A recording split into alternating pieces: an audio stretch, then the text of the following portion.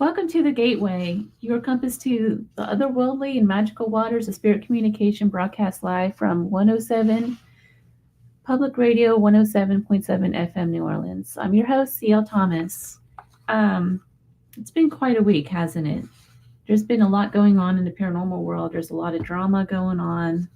Um, and, that said, I just have to say this before I start this show with the paranormal. Lately, there's been a lot of online bullying going on with different locations and pointing fingers, a lot of jealousy going on. And, on top of that, I've learned some really sad news about someone I myself had a spat with. I think sometimes it comes to we need to set everything aside and look at what we're really doing. This is all about life and helping other people. It's not about being famous and the likes on YouTube and likes on Facebook, whatever it is. I think a lot of times that the jealousy and competition get in the way in the paranormal field lately. And, with news of Chris Fleming, he's somebody, he was a mentor that I really looked up to years ago. He changed a lot in the last 5 years, I'd say, in the last couple of years. And, we parted ways, we had our differences, but I think hearing what's happened to him, I'm very saddened by it. And it's just a reminder that we need to put these small differences aside, and move forward with what everything is about, what this is all about. Life is really about helping other people. We're here to learn lessons, not to gain likes on Facebook and money and everything else that the paranormal world has been doing lately. On top of this, there's a lot of online bullying going on, particularly with different locations that people may not like. Just stop, guys. It's not worth doing that. Just stop. You don't need to be bullying somebody, even if they're not mentally stable. That's the worst time to start bullying people. So I'm just going to throw that out there, a reminder. I think Chris Fleming does have a GoFundMe page to help him with some of his medical bills. I've been through cancer myself, and I know that it gets quite expensive. When I was going through radiation treatments, it was like 10 grand per treatment. So I really recommend, even if you don't like the guy, maybe you love the guy, it doesn't really matter at this point. Try and help him out if you can. I think he's got a GoFundMe page somewhere on his social media, and I think Dave Schrader has all of that going on as well. But anyway, just wanted to put that out there. Back to the regular program. So I'm a huge Led Zeppelin fan. I listened to him for many, many years, and I used to actually sit in the dark room and listen to Led Zeppelin.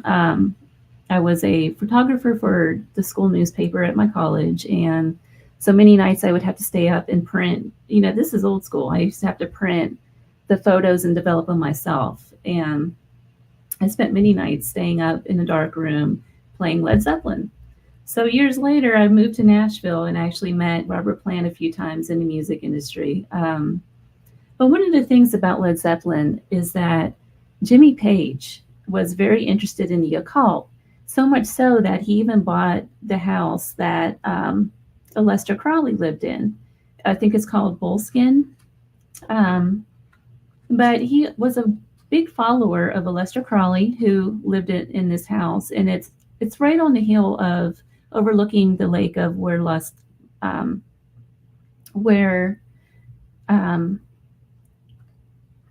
Loch Ness monster lives, Nessie. So it's very interesting. My guest tonight, he's going to talk about Zozo, and where this ties in is that Jimmy Page says that he channeled an entire album through the occult, and he even named himself Zozo. So my guest tonight is Darren Evans. He's a zozoologist, and we're going to discuss this Zozo phenomenon. So let me bring him up here.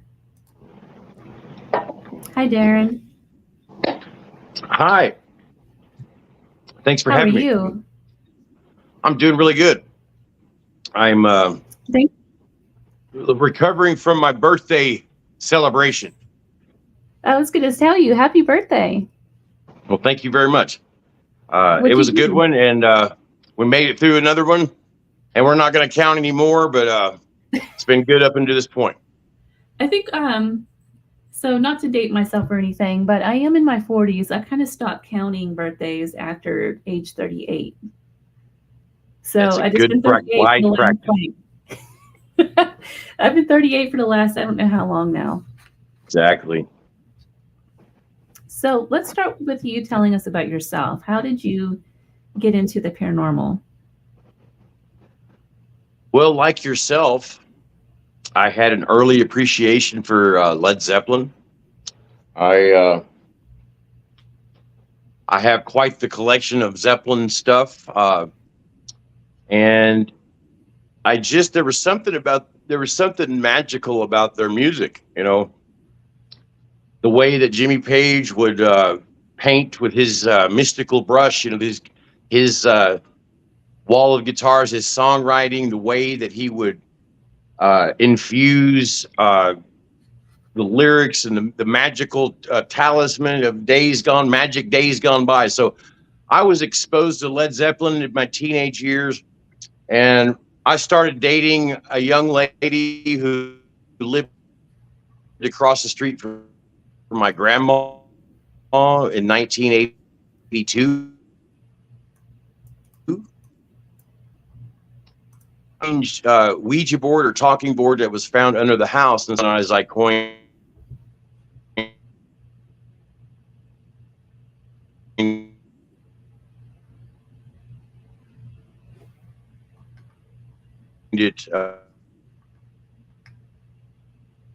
1982, that were done.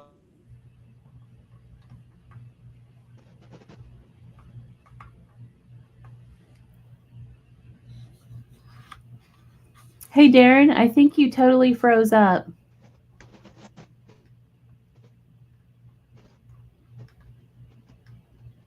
You there?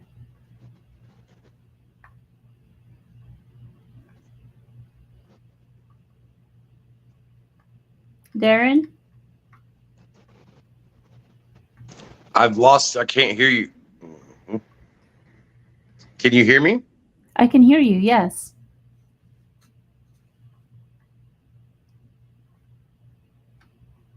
It sounds like you have a really bad connection.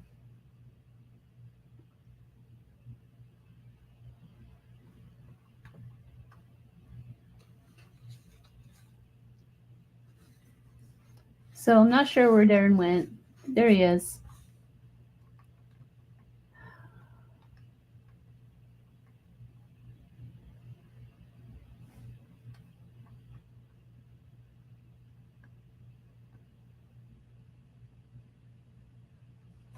Can you hear me? I can't hear you.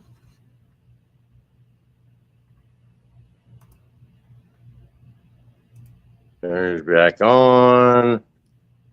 No. I can hear you now. Okay. I'm really sorry. You're going to have to repeat kind of like what you were talking about because you faded out. Yeah. Well, my involvement started in 1982 when a strange board was found under the house of a girl I was dating across the street from my grandma. She lived on the banks of the Arkansas River. And can you still hear me? Yes. Okay. And this board was double-sided, so there was a period of time when I thought all boards were double-sided. And I'm doing a radio show, don't forget. And so there was a very strange double-sided board found underneath my girlfriend's house by a plumber. And on one side, it said, inscripted, it said Zozo. And so that's where it all began. And we began to have sessions with that board, despite our parents telling us to leave it alone. You know, being a teenager into Led Zeppelin, that wasn't going to happen. And so we called the Zozo side the dark side because it was it was very menacing. It had candle wax drippings on it, strange symbols. It was a work of art, but very menacing looking, you know. And on the other side was a standard William Fold talking board. But we would often use boards. I have a William board. Mm-hmm. But we would be using the board on the kitchen table, and the planchette would move off the Ouija board and then back and scoot the board off, and it would often land on the dark side, on the Zozo side. It was almost like it wanted us to use that side. And so immediately weird stuff started happening in that house. Doors would open by themselves. We'd hear knocks on the door, very loud, just right there, like somebody's banging on the door. We'd open the door and there wouldn't be nobody there. And so I knew something weird was going on back then, despite being 15 and not really knowing what the hell was going on. I didn't know anything about anything paranormal, but I learned the hard way. I become obsessed with using the board for several years. I ruined my marriage because of it. In my book, I describe what happened as far as traveling across the country and using the board in different locations, and became a musical chairs of trying to find people, because it would always work better if I used other people. I'm not one of them people that can really have that good of results by myself. It always requires another participant. And so, but I became the guy that if you did not believe in the paranormal, me and someone would come by, and we had our little earth, wind, and fire, and we would do a ceremony, and we would, very rarely did I not convince people about the spirit world, because just weird things would happen, when we pulled these boards out. And so it would identify itself. It would often pretend to be a deceased loved one or dead rock stars that we were trying to get a hold of. I can remember my buddy was a big Bon Scott of AC/DC fan. And so we attempted to reach Bon Scott.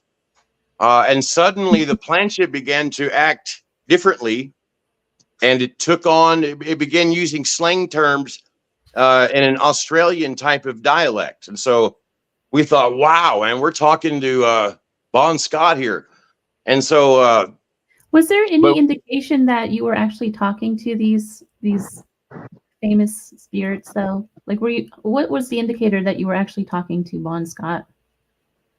Or was there again because of its dialect, with the slang terms in Australian that it would use? And so we didn't know how to talk like that. How to say the words that it was using. And so it was very very strange, to say the least. And it was acting as if Bon Scott was, it was communicating with us as if it were Bon Scott. And so we even put a cigarette on the end of the, we had a type of planchette where you could put a pencil through. Well, we put a cigarette in there, and it looked like it was actually, it asked us for a drag off the cigarette. And so we put the cigarette in the planchette, and you could see the cherry smoking down on that thing. It was very, very unusual. But it would often reveal itself after a whole bunch of tug of war, mental tug of war. It would convince you that you were talking to your dead grandmother, because it would know dates. It would know middle names and stuff that nobody would know. And so I become determined to try to get to the bottom of what I was going through, but things quickly spiraled out of control. I lost my wife. I become very reclusive. I was hallucinating. I was having nervous breakdowns, finding myself in the hospital with severe panic attacks. And so I believe I was under attack, under a demonic attack. And so I began to question my very own sanity. But when I realized, when I found out after the internet came out, that other people were experiencing this Zozo, that I was like, whoa, I'm not crazy. Something's going on here. And so I began research. I began a blog. And that's when really it went viral when I told my experiences to the True Ghost Tales website, trueghosttales.com, I believe.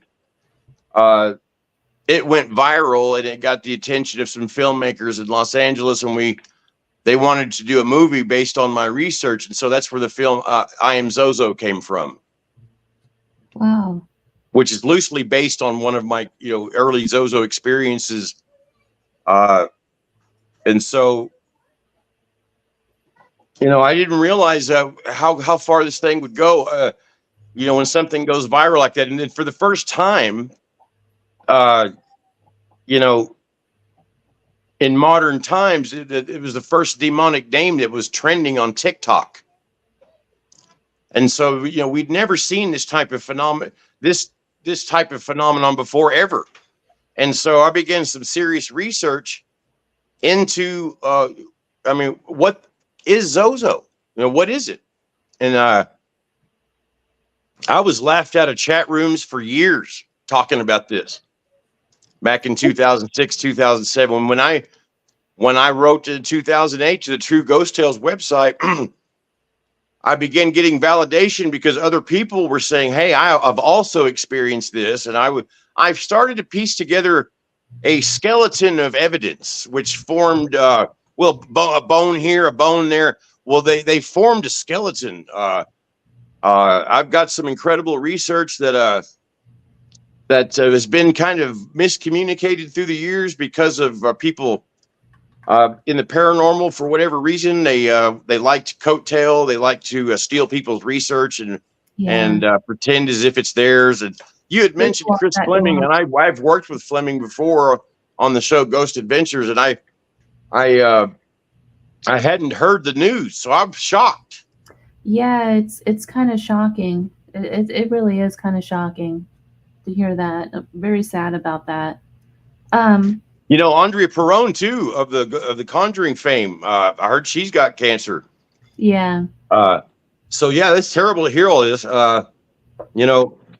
I've met a lot of people, and because of this phenomenon, because of my research, I've been pretty fortunate to meet a lot of people in the paranormal. And I always try to stay out of all that drama that seems to be, nonstop in the field. But it's a lot of backbiting and jealousy going on right now. Yeah, but and it's unfortunate. It's when the TV shows and the jobs are drying up with it, so it seems to be really bad with it right now. But I think it'll fan out in the long run. Yeah.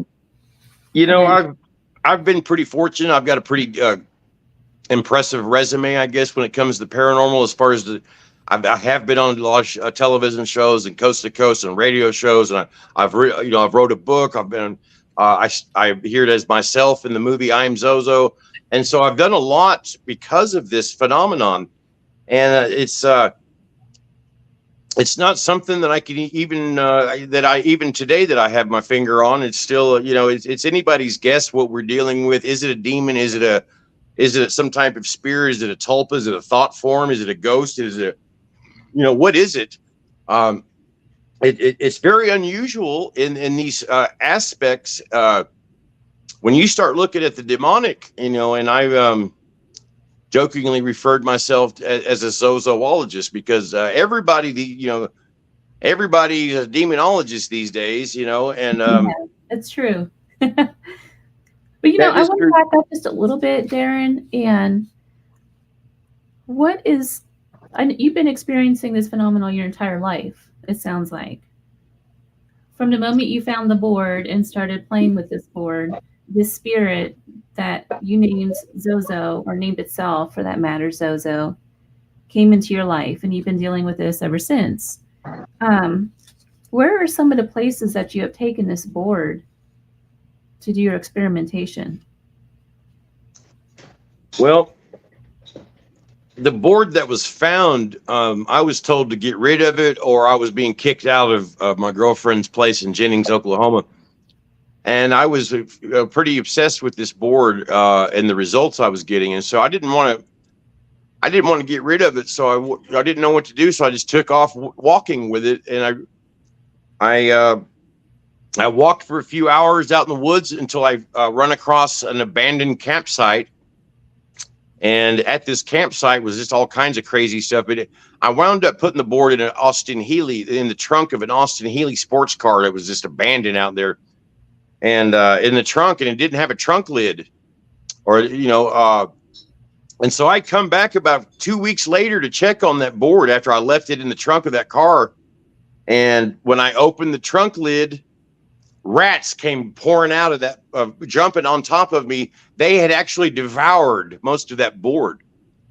And so that really freaked me out. The things that happened, in the presence of that board, I used to do experiments. I would use animals. I would, and I'm not proud of this, but I asked her one time if I could command this Chihuahua dog that my girlfriend's mom had, if I could command it through the board, and immediately you went to yes. And I had witnesses that seen all this, which totally freaked everybody out. I didn't know that the animal was in a separate room where the door was closed. And I said, well, tell the animal to come here from the other room. Well, it started scratching on the door trying to get in. And so my girlfriend's mom let it out, and here it come, and it sat right next to the board and started trembling and acting very bizarre. And so I said, can you possess this animal? And it went right to yes. And I said, do it. And suddenly the dog started trying to bite itself, tried to bite me, started yelping and screaming and just acting totally uncharacteristic of how this dog would act. It was a very sweet dog, and I still feel bad about what happened.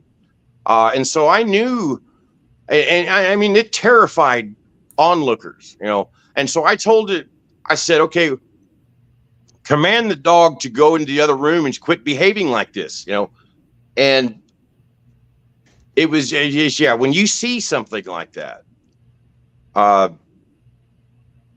don't know what else to say other than I used to get kind of a strange high off of stuff like that happening. The adrenaline rush. That's how it draws you in. Because I had a very similar experience, and that high is what draws you in, and you just want to keep going after and after whatever it is. Yeah, and so like I said, I would bring a board, and in my book I described some very other strange stories and happenings that when I would come and bring this board, regardless of what their belief structure was or how ridiculous they thought it was, incredible things would happen, and so as far as taking boards and stuff, I began to realize I didn't really need them. All I had to do is take a piece of paper and draw the alphabet down, and that worked just as well. So, and I burnt boards. I seen weird spiraling things coming out of boards and it's screaming very loudly, and suddenly church bells would ring all over in the middle of the night. And my friend was burned severely, put in the hospital when we attempted to burn using gasoline to burn a board. So I always tell people it's not a good idea, to burn a board, because I watched someone because of me, become badly injured. And so I'm kind of the guy, what not to do, Did this thing kind of start small and then grow the more you used it? Definitely has an attachment type of process. And years later, I would describe it as the different levels of Zozo encounters that seem to have, after grouping numerous experiences and after receiving hundreds of emails from all over the country, all over the world with people experiencing this, it was overwhelming. I didn't have any help. And every time someone emails me, the first thing that I noticed that they would say is, Darren, you're going to think I'm crazy, but here's what happened, and I used to think the same thing, am I crazy? Witnessing what I've witnessed. And, I do feel a degree of responsibility for, because I've been accused of fabricating some of this stuff. You know, and there's a lot of people that just think it's bullshit or whatever. But until you have an actual paranormal experience, you're not going to actually, you're probably going to be pretty skeptical. I was one of the first persons. Huh? I wrote Dancing with Demons about, and it's an experience with a pretty severe haunting that I've had. And I've heard there's a couple of people out there that's saying that I fabricated that story as well. At the end of the day, it doesn't even matter what they think, because we know what we've experienced. They weren't there, you know? So That's true. It doesn't really even matter. Going back to your experiences with this entity, when did you come to the point where you knew you had a problem, and that, did you separate yourself from this spirit? And if you did, how did you do that? I had a couple of exorcisms performed on me at various times in the 1990s when things got really hectic. And again, I found myself hospitalized. I was hallucinating. I thought I was seeing demons in people's faces. You know, I can't explain why I was seeing that kind of stuff. I've had some very strange experiences as far as I caught someone poisoning me with LSD, and I think maybe that had something to do with maybe I had a brain issue, or strange things would happen, such as finding a $5 bill in the same location 3 days in a row. And so just things that don't make any sense. And it began to take a toll on me. If you could imagine tripping on LSD, but not knowing that you're tripping on LSD while using the Ouija board. That was one of the most scariest things I've ever gone through, is because things would continue to happen after I got off the board. And it was due to my involvement with owning a club in Enid, Oklahoma, that the police didn't want me to own. And I come across ownership of this club, and it had a lot of money involved. And so I was basically run out of town and poisoned and given LSD. And at that time, I was going through a lot of Zozo experience and experimenting with the board, not knowing that I was tripping on LSD. And then when I discovered that this young lady was poisoning me with LSD, I began to, I really had a nervous breakdown, wound up in a hospital, wound up being exorcised. When there was witnesses that saw shadows floating around me as I would sleep. I have no doubt that I was under the spell of something, or probably several different entities, because it wasn't just Zozo, it's other Z entities that I was communicating with that had different type of personalities, such as the strange mama spirit that often shows up during these Zozo encounters on Ouija boards, which I kind of call a drop-in communicator.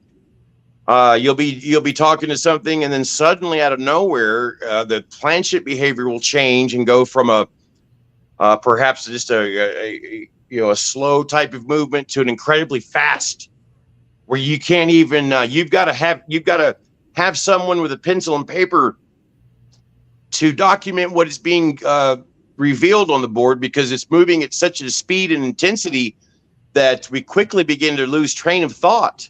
But yet the alphabet continued to make sense. And so I began to realize that there was holes in the ideomotor effect and the scientific research involved with Ouija boards, which culminated, I was one of the first researchers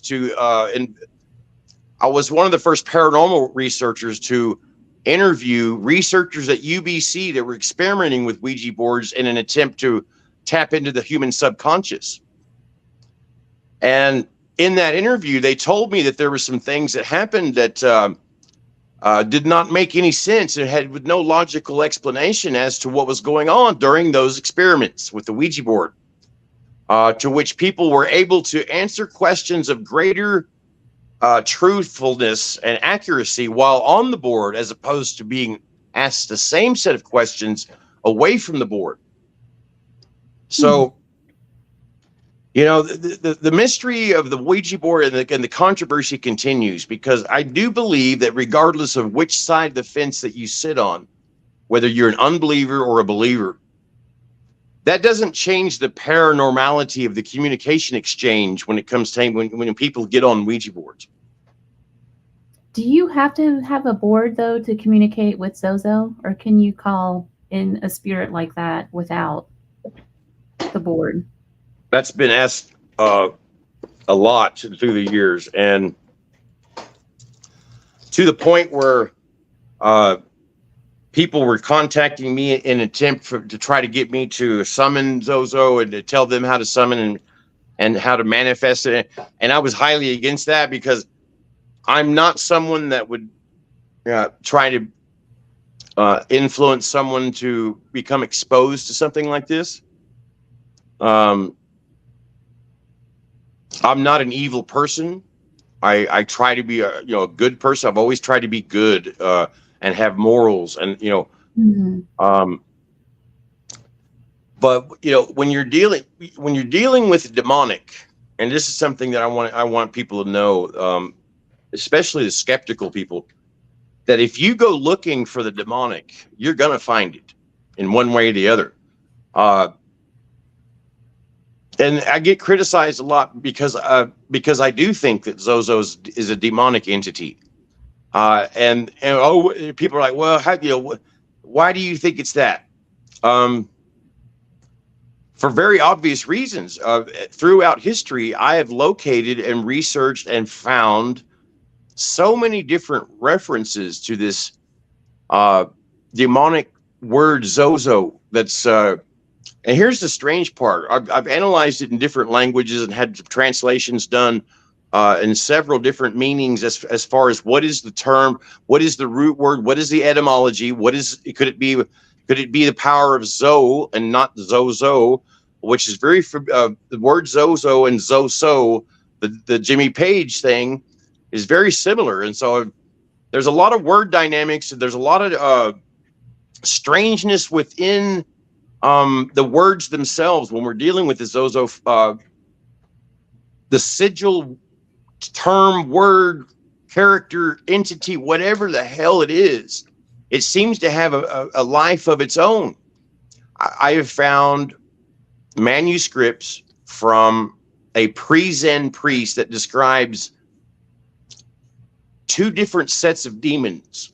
One he called the Zo spirits, and one he called the Ma spirits.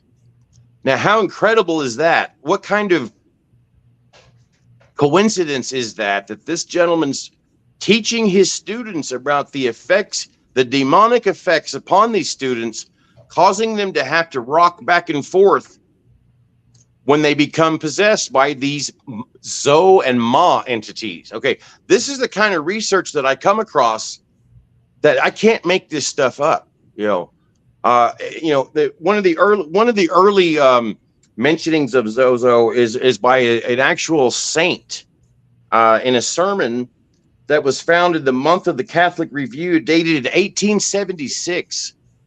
Talks about this saint, Franciscan saint, that mentioned Zozo during a live sermon, and this saint was known for these huge gatherings of people where he would put on these sermons. Well, he described what he called the commune omnium daemonum, which is common to all demons, and he described that as Zozo. He said that Zozo was the commune omnium daemonum, common to all demons. And so he was talking about a demonic Zozo, hundreds of years ago. So with that said, is that like one entity that's made up of a bunch of smaller entities that kind of come together?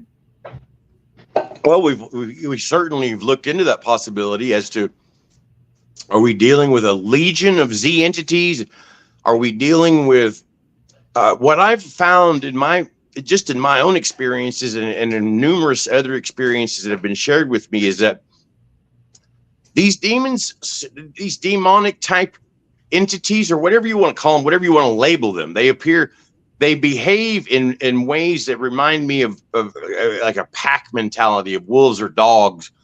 The way they'll hang out, and they have different personalities, but they'll act as a team, as a legion of hunters, so to speak. And so,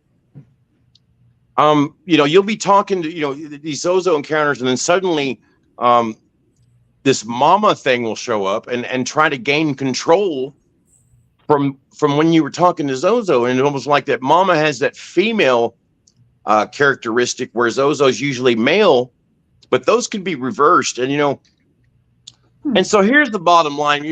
Let's progress a little bit. I became known as a guy, whereas I used to be known as a guy that would, if you didn't believe in the paranormal, I would come over with a board. And like I said, very few times did I not totally convince someone. But there became a time when I said, wait a minute, I'm not going to be this guy no more. I'm going to try to turn this ship around. I'm going to start warning people of the dangers of this Ouija board. And so I'm still kind of the guy that I was invited to speak at the 125th anniversary celebration of the Ouija board in Baltimore, Maryland, the birth of the Ouija board, where I met John Zaffis and Chip Coffey and Rosemary Ellen Guiley and Karen Dahlman and all these people that, there was just an amazing group of people that were there to celebrate the Ouija board.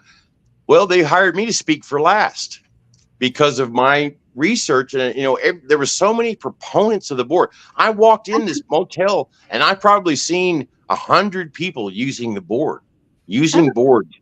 I have a quick question. I heard that the original guy who created the Ouija board for Mattel or whatever toy company that was, he ended up jumping off a bridge of that toy, the original toy store. He fell off the roof of the facility that was manufacturing the boards. How crazy is that? Yeah, is that the result of the board, you think? I honestly don't know. But that leads me to another point, though. It seems the film The Exorcist has kind of triggered the whole bad Ouija reputation.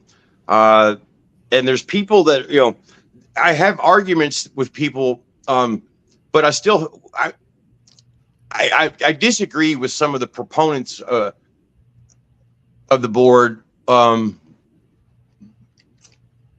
some fundamental things. But it's how is it that the majority of the experiences for 125 years were of a negative sense? And so I predicted before the Ouija film came out, the first Ouija film, that they were going to indeed, after the Zozo phenomenon went viral, it seemed like that's when they began to come out with those Ouija movies, Yeah, Hollywood just ran with it.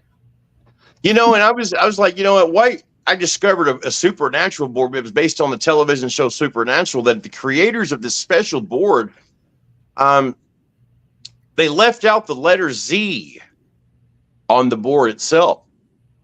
That's interesting. And then when I contacted it was a Hasbro board, but when I contacted the company that was responsible for designing the board, they told me that it was a mistake. Oh.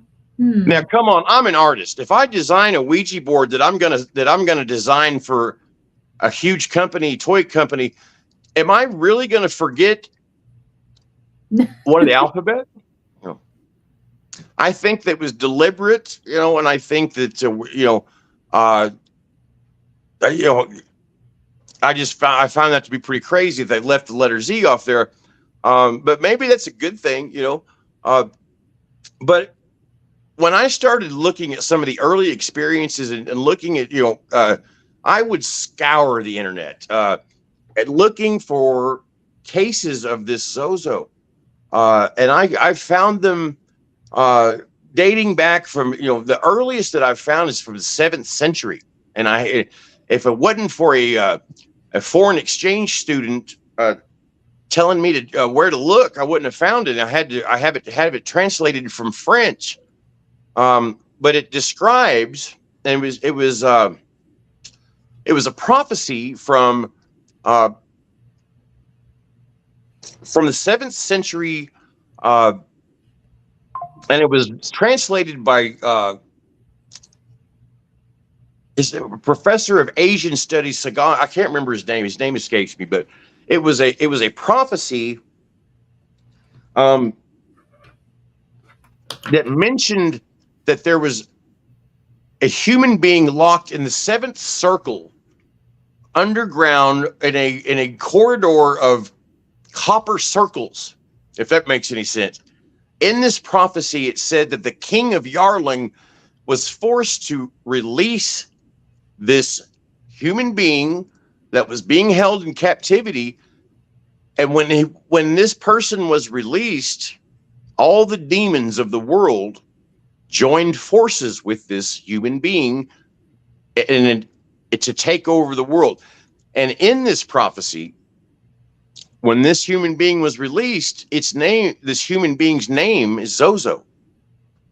And so, and when you read this prophecy, it's like it's being ripped out of modern headlines, the way that it unfolds and the way that it says that this significance of this Zozo character, that he joins forces with all the demons of the world with one sole purpose: to destroy mankind. And so it talks about in this prophecy that how the unfolding of the passage of time in a linear fashion, that this discovery of Zozo would indicate an epoch of time that would signify the beginning of the end of mankind. And so that's the oldest known mentioning of a demonic Zozo. But I find that to be pretty disturbing. The fact that it mentions the whole world joining forces in a demonic aspect and joining forces with a human being whose name is Zozo. And so, it's not just that. I found so many mentionings of a demonic Zozo that jumps geographic borders, jumps cultural borders, jumps language borders, but it always means basically the same thing. For instance, in the Melanesian language, Zozo means a sleeping spirit or wandering spirit.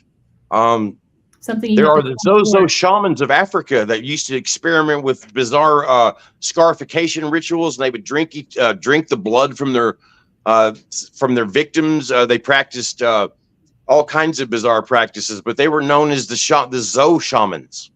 And so when you start piecing together all this stuff, and it's always of a demonic nature, then that's why I think it's demonic. It's because it's mentioned as a demon in the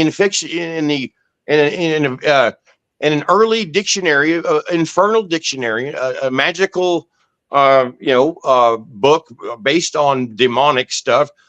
Zozo is mentioned as an actual demon in various editions in the 1800s.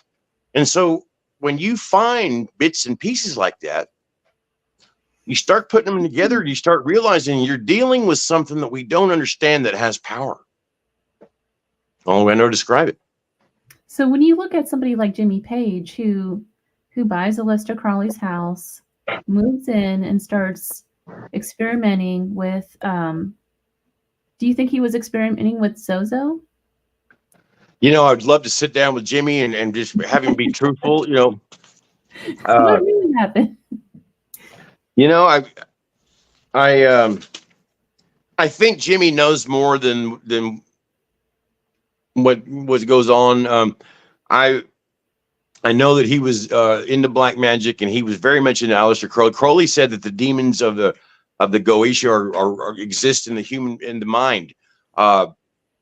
There's some evidence that Crowley was experimenting with Zozo. Mm-hmm.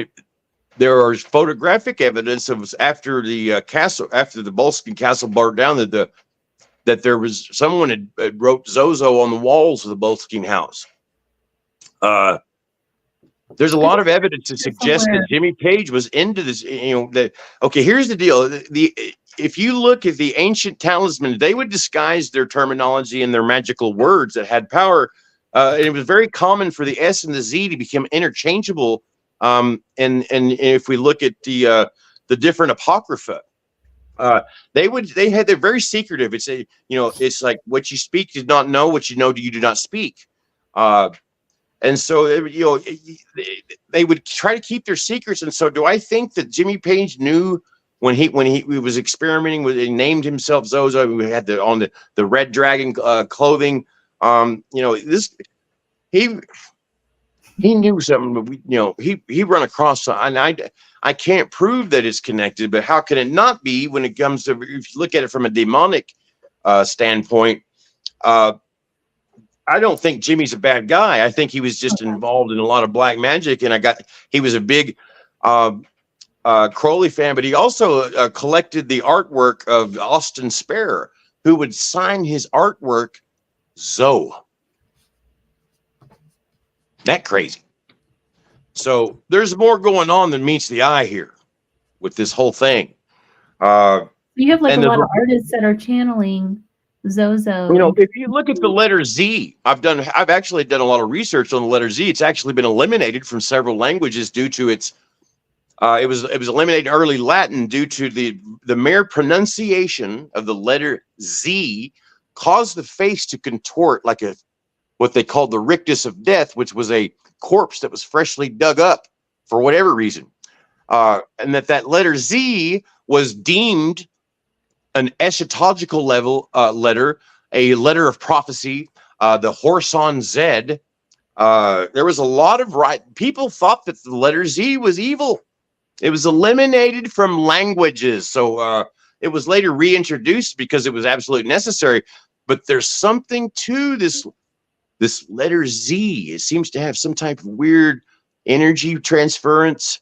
And if you look at the Hebrew and the gematria of just the words Oz and Zo, and there seems to be a direct connection between a opposite correlation of what Jake Kotz called the interpersonal relationship of the letter Z and the letter O. Because now, if you look at the Hebrew gematria of Oz and the way that it's spelled, okay, in Hebrew, every letter also has a corresponding energy or number as well as a color. So when the grouping of these characters had a lot to do with their meaning. And so when you look at the word Oz in Hebrew, it has a very positive meaning. But when you flip those alphabets and reverse those and it becomes Zo, guess what happens? It becomes negative. And so, I we used to put demonic names into what do they call those? I can't remember the name, but it was a system of these. It was a cipher.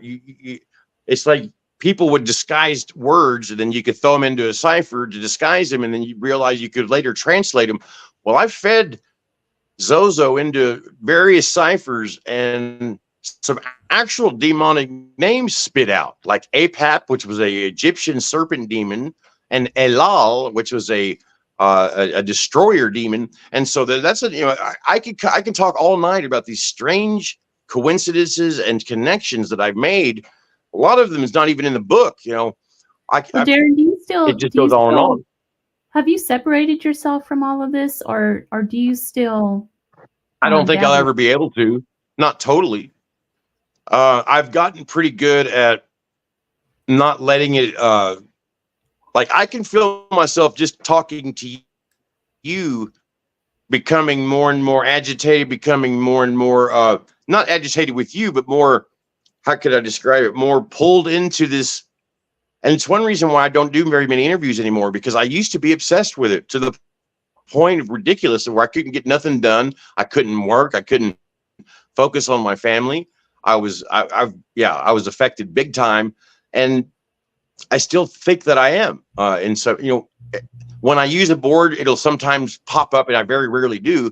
But sometimes, curiosity kills me, and I'll put my finger on one and, go right to Z, So I'm not really the guy to come to when it comes to banishment rituals or getting rid of these entities or whatever the hell they are. But I've always tried to be honest with people. despite me being on television, having a book, and being in the movies and everything, I don't try to be constantly relevant and try to force my stuff on people, because I found that when I did that it just drove people nuts and it made me look like an idiot. But I was just really trying to warn people that this is a very real phenomenon. Well, Darren, and it's affected hundreds and thousands of people worldwide. We're just out of time, Darren. I'm sorry. We are out of time already. Can you Yeah, believe well, that? yes. What happens when you start talking about this is time flies. It just went so fast. But yeah, I would just warn people just to, if this thing comes through, shut down the session and get rid of the board. And that's it. And you don't burn the board, right? Don't burn it. So Don't how do you burn, nope. discard it? You just throw it The away? best advice, probably leave them alone. So, Darren, I recommend